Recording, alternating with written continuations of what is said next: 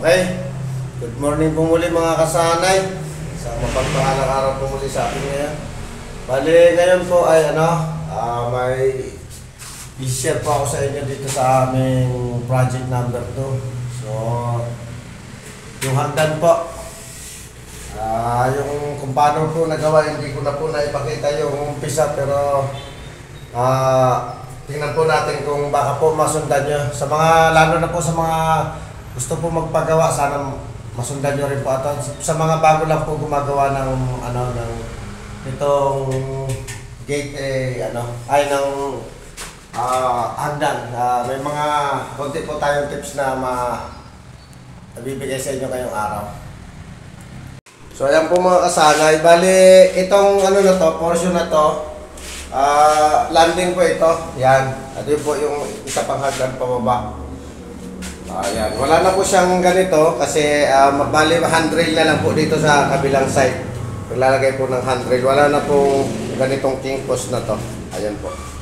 So bali ang nag-umpisa po kami dito kasanay sa ganito.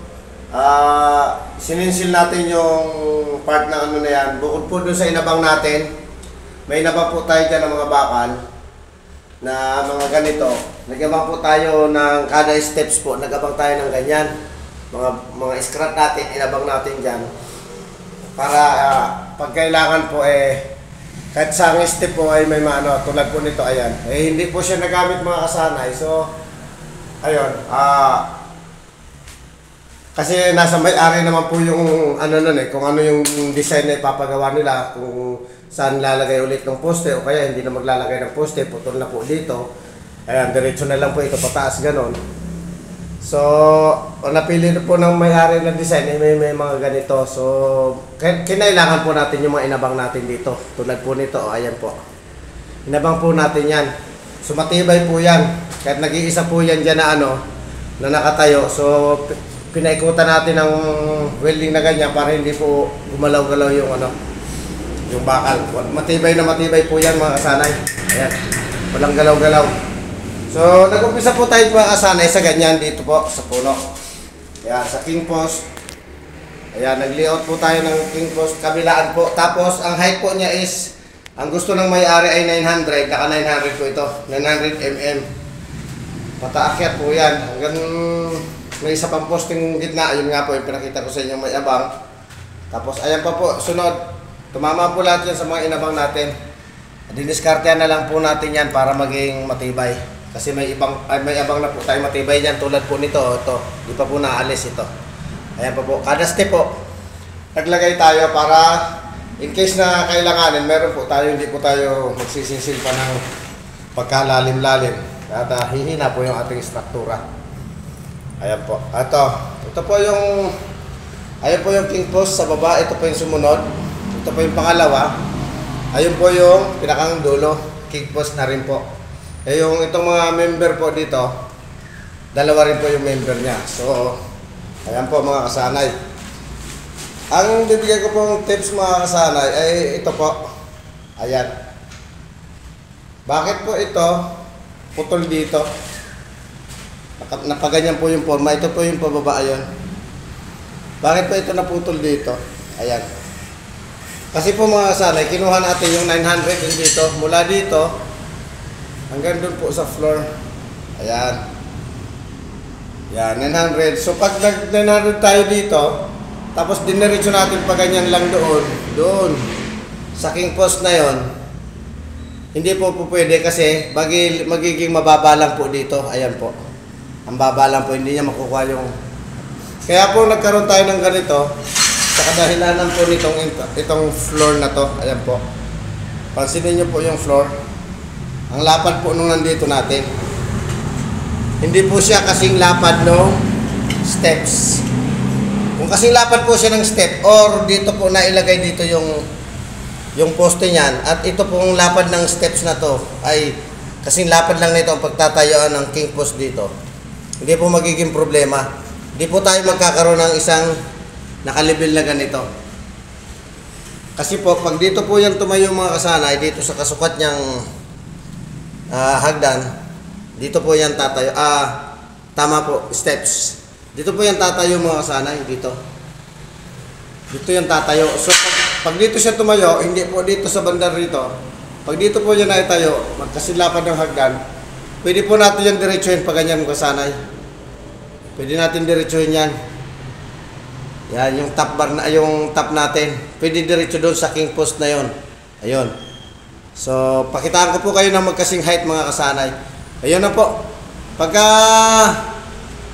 ganun po kasi, pag may isang malapad sa ibabaw, ang nangyayari po talaga is, kunwari ito kasi dyan, dapat po sa point po nitong tiles na to, banda rito, ay doon po tayo kukuha ng 900 din. Kung 900 ang height na hinihingi. Ayan po, dito tayo papatak. Pwede tayong dumiretso ng diretso ganun. Eh, nangyari nga po, malayo ito, isang king post. Kaya, kailangan po muna natin kuhanin yung 900 na level dito, papunta doon. Doon. Ayan. Dito po, 900. Pag ganun. Bago po tayo bumaba. Ayun. Kaya po nagkaroon tayo ng kanto na ganito. Dito po sa isa, dito po sa isa mga kasanay, tingnan nyo po. Ayan. Ayan, diretso lang po. Kasi po, mga sanay, ito po yung sinasabi ko sa inyo na pare-parehas. Ito po, dito po siya nanggaling sa may hagdan mismo, mga sanay. Ito yung finish line niya. Kapantay po nito. Itong tiles na to na yan at saka yung wall. Ayan, yan po yung kadiretsuhan niya. Ito po yan mga kasanay, ito. So, dito nag-umpisa yung poste niya. Tingnan po natin sa taas mga kasanay kung bakit naging diretso yan. Ayan. Ayan.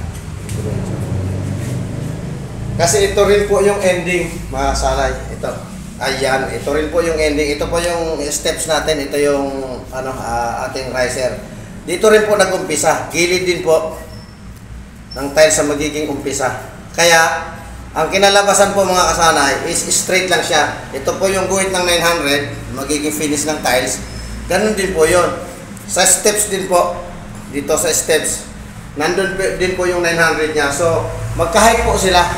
Dahil parehas po ang pinanggalingan nila dito, magka-height po sila ganun. Kaya ito pong isang top bar natin, diretso lang po.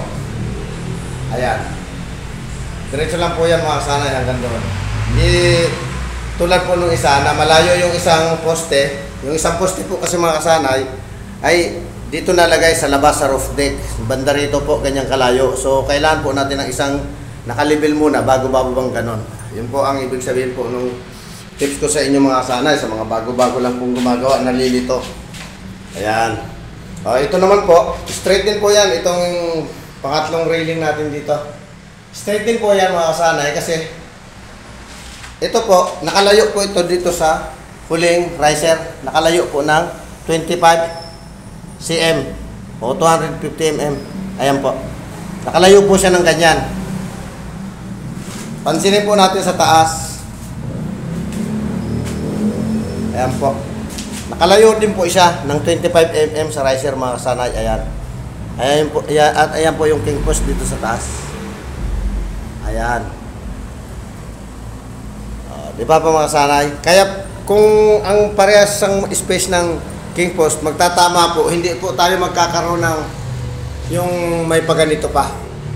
Pero kung nagkataon po mga kasanay na itong poste na ito ay napunta dun sa mas malayo, sigurado po magkakaroon po tayo nung nakalibel po bago bubulosok. Yung tulad po ng una kong pinakita sa inyo. So yan lang po mga kasanay ang may bibigay kong ano ngayon. Tips sa mga bago lang po gumagawa ng mga ganitong trabaho sa construction ay sana po ay may naibigay ako sa inyong konting tulong kaalaman sa paggawa at tayo naman po ay hindi po naman po kagalingan gumawa, marunong lang po pero hindi po tayo magaling. At ayan po, ito pa po pala, bakit po ito hindi magpantay yung dalawang king post na magkatabi? Kasi po ito yung mababa, ito po yung may nakalibel na pag ganun bago bumulosok. Naka 900 mm po yan hanggang sa floor. Ayan po, may tiles na po yan. So hindi po tayo pwedeng kumuha ng 900 dito pa sa packet ng single floor. Hindi po tayo pwedeng mag 900 dyan. Ayan. Ayan. Hindi po tayo pwede mag 900 dyan. Dito po tayo kukuha ng 900 from the top. Dito po papatak ang 900 yan. Ito po yung guhit na yan. Ayan. Sa level na po yan nung unang steps. Ayan po. Ayan. Sa level na po yan ng unang steps. Hindi po pwede doon kukuha ng 900. So, bali dahil ako naman po ang nagsukat nito mga kasanay, ang riser natin is 180 mm o 18 cm. Dito yan pumatak mga kasanay. Bali nagtotal po ito ng 108 cm hanggang taas. So minus 18 po, nandun po yung 90 cm natin. Ayan. Ayun lamang po muna mga kasanay. Mababahagi ko sa inyo ngayong araw. Sana po ay may nakuha kayong konting kasanayan sa ating ginawang pagsasanay ngayong araw.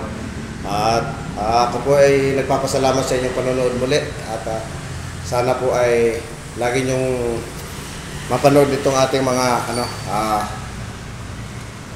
ginagawang video tungkol po sa construction. At kung interesado naman po kayo sa inyong napanood o nagustuhan nyo yung napanood, paki-like naman po at paki-pindot ng ating subscribe and notification bell. At sana po mga kasanay lagi po kayong manood. Yun lamang po mga kasanay, pansamantala. At paki-share na rin po mga kasanay, baka mapanood po ng inyong mga friends na gusto magpagawa ng bahay o makakuha po ng konting kasanayan. At ako po muling nagpapasalamat mga kasanay at pansamantala po. Paalam.